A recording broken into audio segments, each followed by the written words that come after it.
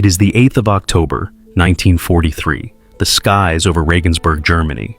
Below, one of the most important aircraft manufacturing complexes in the Third Reich is producing the Bf-109s that the Luftwaffe is using to destroy American bombers over Germany at a rate that the 8th Air Force's leadership understands as a crisis, requiring a solution before it becomes a catastrophe. The Messerschmitt works at Regensburg as the target. It has been the target before, and it will be the target again because it is the kind of target that the strategic bombing campaign cannot leave alone, and that the Luftwaffe cannot leave undefended.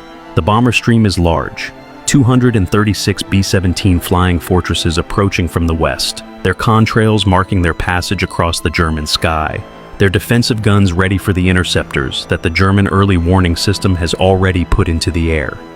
The interceptors are coming, and one American fighter pilot is about to fly into more of them than any pilot in the 8th Air Force has faced and survived. His name is First Lieutenant William Byer. He is 24 years old.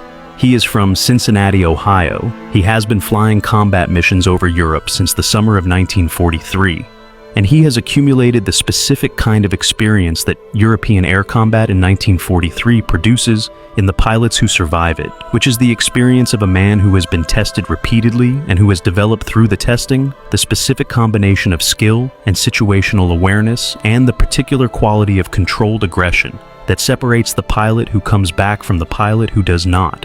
He is flying a P-47 Thunderbolt. The P-47 is not the P-51. It does not have the P-51's range, or the P-51's elegance, or the specific combination of qualities that makes the P-51 the aircraft that eventually solves the escort problem over Germany. The P-47 is something different, something heavier and more powerful and more rugged, an aircraft whose 850 caliber machine guns make it one of the most heavily armed single-engine aircraft in any air force, in any theater, and whose radial engine can absorb damage that would destroy a liquid-cooled engine and keep the aircraft flying. The P-47 is the aircraft that Byer has learned to fight in. He knows its specific qualities. He knows its strengths, and he knows its limitations, and he knows the specific tactical situations where each of those things matters and how to manage the limitations and exploit the strengths in ways that the 200 hours of combat he has accumulated have taught him through the direct instruction of experience rather than the theoretical instruction of training.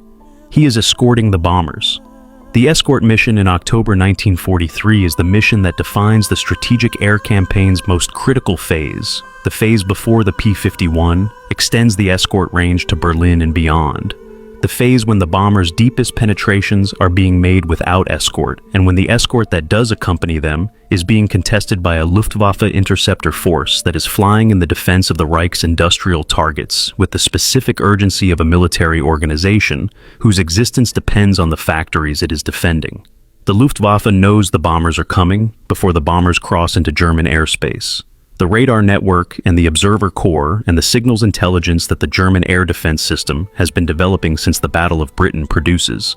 In the October 1943 defensive engagement over Regensburg, the specific concentrations of interceptors that the system is designed to produce, concentrations of Bf-109s and Fw-190s in the sectors where the bomber stream will pass, and in the altitudes where the bombing altitude puts the bombers within reach. Byer is at altitude with the bombers when the interceptors appear. They appear not in the ones and twos of isolated interceptors testing the escort's reaction, but in the organized formations that the Luftwaffe's dayfighter doctrine produces when the target and the approach are known and the interception is planned rather than improvised. They appear in numbers that the escort's count of available fighters cannot match on a one-to-one basis, and that the tactical situation of protecting a specific asset, the bomber stream, rather than freely engaging produces because the escort cannot pursue without leaving the bombers unprotected.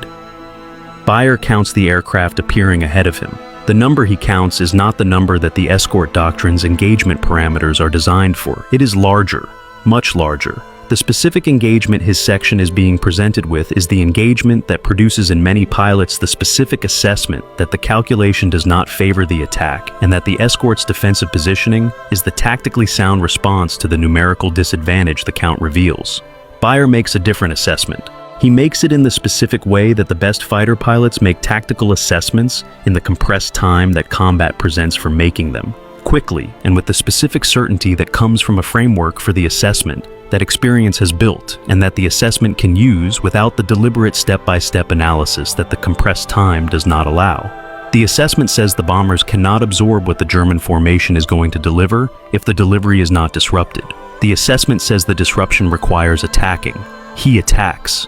The attack into a formation of 64 German aircraft in a single P-47 is the kind of decision that the accounts of those who witness it and survive to describe it, characterized with the specific vocabulary of disbelief combined with professional respect that combat pilots use when they are describing something that falls outside the boundaries of what their experience has established as the range of possible actions. He is alone when he does it.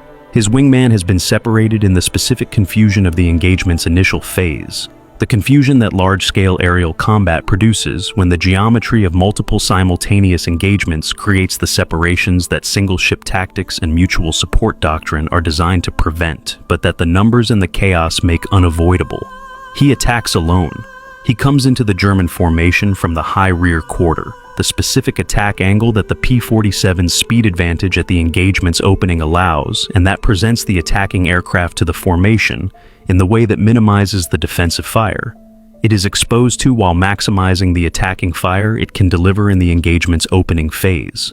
The first pass is the pass that the formation does not fully anticipate, because the formation has not yet processed the specific fact of a single American fighter attacking 64 German aircraft, the fact that does not fit the tactical framework that the formation's experienced pilots are using to interpret what is happening around them. And that requires a moment of processing that the attack speed does not allow before Byer is through the formation and past it and turning for the second pass. The second pass is the pass that the formation is ready for. It is ready in the specific way that 64 fighter aircraft are ready for a single attacker, which is to say comprehensively and with the specific numerical advantage that 64-1 represents in the tactical geometry of aerial combat, where the advantage is expressed in the fields of defensive fire that the formation can bring to bear on the single aircraft that is attacking into it. Byer knows this. He attacks anyway. The specific quality that this decision reveals about Byer is the quality that the most effective escort pilots of the Second World War possess, and that the tactical situation of October 8, 1943 is revealing in its most extreme form. It is not recklessness. Recklessness is the absence of the assessment that the situation requires, the attack without the calculation that the attack's odds demand. What Byer is doing is the opposite of that. He has made the calculation, and the calculation has produced the attack. Produced it because the calculation's output is that the bombers need the disruption that the attack provides, more than the P-47 needs the survival odds that not attacking preserves. He is trading his survival odds for the bomber's survival odds in the specific exchange that the escort mission's essential requirement produces when the numbers are what the numbers are on October 8, 1943. He goes in again. The second pass takes the P-47 through the German formation at the speed that the attack angle and the aircraft's specific performance at altitude produce, a speed that the defensive fire must lead correctly to hit, and that the correct lead of high-speed crossing targets requires the specific calculation that combat pilots practice, but that the confusion of a 64-ship formation that has just been attacked by a single P-47 for the second time in 90 seconds is not providing the ideal conditions for. Rounds are finding the P-47, not in the catastrophic way that a single clean hit from a cannon round produces, not in the way that destroys an aircraft immediately and definitively, in the cumulative way that multiple small-caliber hits produce, adding damage in the specific areas that the defensive fire is reaching as Byer maneuvers through the formation, damage that the P-47's radial engine and its structural robustness are absorbing, and that the aircraft is continuing to fly through in the specific demonstration of the design's durability that the type's advocates have been making since the aircraft entered service. The P-47 is built for this. Byer is built for this too, in the specific sense that the 200 hours of combat have built the pilot who can manage the damage assessment and the tactical situation simultaneously, who can process the aircraft's condition and the formation's response and the bomber's position and the developing geometry of the engagement all at once and produce from the simultaneous processing the decisions that the situation requires without the cognitive overload that the simultaneous demands would produce in a less experienced pilot. He knows his aircraft is being hit. He knows how badly from the specific cues that a pilot reads from a damaged aircraft, the subtle changes in response and the sounds and the instrument readings that tell the experienced pilot what the external inspection that he cannot perform in flight would tell him. He is still flying. He goes in again. The third pass into the German formation is the pass that the after-action reports describe, with the specific attention that unusual events receive in documents whose purpose is the factual documentation of what occurred. The attention of people who are writing down what they witnessed, because what they witnessed is not the normal occurrence that the normal language of after-action reports captures without emphasis. The formation is responding to Byer's attacks in the way that a large formation of experienced fighter pilots responds to a sustained attack from a single aircraft, which is to say, with the specific combination of individual defensive maneuvering and collective repositioning that the formation's size allows and that the single attacker's continued presence is requiring. The repositioning is the disruption that Byer's assessment identified as the bomber's requirement. A formation that is repositioning in response to an attacking fighter is not in the optimized attack geometry against the bombers that the formation's planned interception required. The Bf-109s and Fw-190s that have been organized for the specific attack profiles against the bomber stream are being pulled into the defensive geometry of responding to Byer rather than executing the offensive geometry of attacking the bombers. The bombers are getting through the formation's planned engagement zone with fewer attacks than the formation's pre-engagement positioning was designed to produce. Byer is buying them time with the specific currency of his aircraft's condition and his own survival odds, spending the currency with the deliberate calculation of a man who has decided what the spending is for and who is managing the expenditure with the skill that makes the buying more than it would cost from a less skilled spender.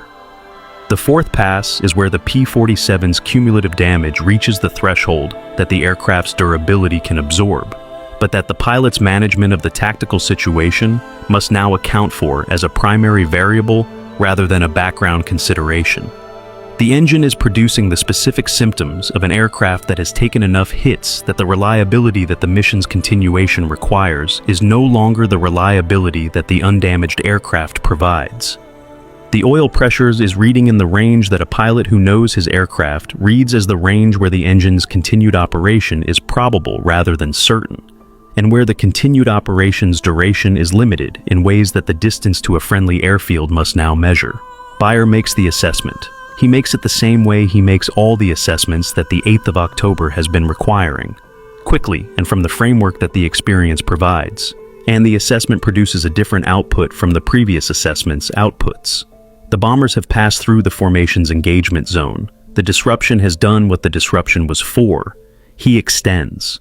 The P-47 running for the distance of England from Regensburg, with the engine producing the symptoms of an aircraft that has absorbed what it has absorbed, is the aircraft that the design's advocates made the case for when they argued for the radial engine's survivability over the liquid-cooled alternative.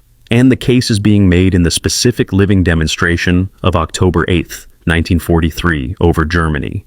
He keeps the engine running, he keeps the altitude, he keeps the heading, he crosses the channel, he lands in England. The aircraft is inspected on the ground, and the inspection produces the specific documentation that ground crews produce when they are looking at an aircraft that has come back from what the aircraft has come back from. The documentation of hits and their locations, and the specific damage assessment that the maintenance requirement reflects. The number of hits is not small. The aircraft flew home with all of them. So did the pilot. The after-action reports that the escort mission produces are filed by the pilots who flew it, and by the intelligence officers who debrief them, and by the commanders who assess the mission's results against the mission's objectives. In those reports, the specific engagement of Lieutenant William Byer of the 56th Fighter Group against the German formation over Regensburg on October 8, 1943, is documented in the language that the report format requires, and that the documentation supplements with the specific additional language that unusual events produce in people who are describing them. The bombers got through, not without losses. The Regensburg mission on October 8, 1943, produces American losses of the kind that the strategic bombing campaign produces in its most costly engagements. Men do not come home. Aircraft do not come back. The campaign's accounting includes the 8th of October's costs in the specific way that the strategic bombing campaign accounts for everything, honestly, and in the numbers that the record requires. The losses would have been larger without the disruption. This is the assessment that the tactical analysis of the engagement produces, the assessment of the specific relationship between what Byer did in the airspace over Regensburg and what the bomber stream's losses would have been in the absence of what Byer did. The assessment cannot be fully quantified. The alternative history that produces the specific number of additional losses that the undisrupted formation would have caused is the alternative history that does not exist for examination.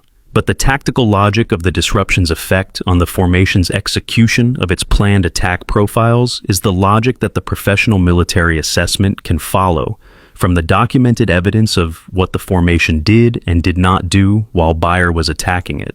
They were not doing what they had planned to do. They were responding to him. William Byer received the Distinguished Service Cross for the engagement over Regensburg on October 8, 1943. The citation documents the engagement in the specific language of official recognition, the language that names the acts and identifies their significance in the framework of the military's assessment of what the acts represent. He flew 64 missions in total. He came home.